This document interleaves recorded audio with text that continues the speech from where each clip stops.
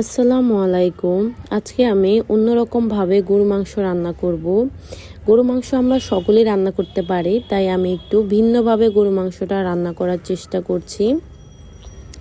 এখানে আমি নিয়েছি তেজপাতা 3টা, স্টার 1টা,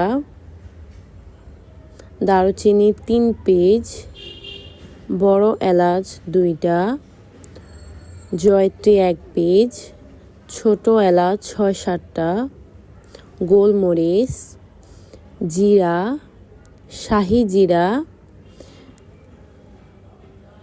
শুকনো মরিচ, মরিচের গুঁড়ো, হলুদের গুঁড়ো, লবণ, পেঁয়াজ, আস্ত রসুন, আদা বাটা, ধনিয়ার গুঁড়ো। এখানে আমি আদাটা শুধু বাটায় ব্যবহার করব। এবার নিয়েছি 1 কেজি গরু মাংস। এবার সমস্ত উপকরণ আমি গরু মাংসে দিয়ে দিব। মশলাগুলো আমি আস্তই ব্যবহার করব। একে একে করে আমি সমস্ত মশলা দিয়ে দিচ্ছি।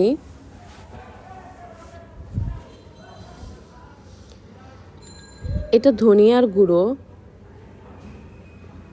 ভালো করে মশলাটা আমি মেখে নিচ্ছি। এবার আমি বসিয়ে দিলাম চুলায়। 10 মিনিট আমি হাই হিটে রান্না করব।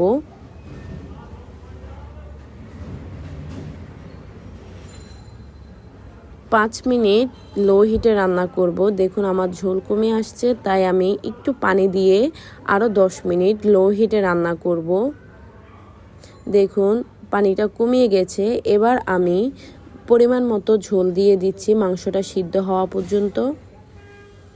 দেখুন আমার মাংসটা মোটামুটি সিদ্ধ হয়ে আসছে, তাই আমি অল্প একটু চিনি দিয়েছি। চিনি দিলে মাংসের স্বাদটাই পুরো চেঞ্জ হয়ে যাবে। আমি এভাবে আরও 10 মিনিট লো হিটে রান্না করে নিয়েছি। এবার দেখুন মাংসটা হয়ে গেছে। মাংসটা কতটা সফট হয়েছে আপনারা নিজেরাই দেখুন।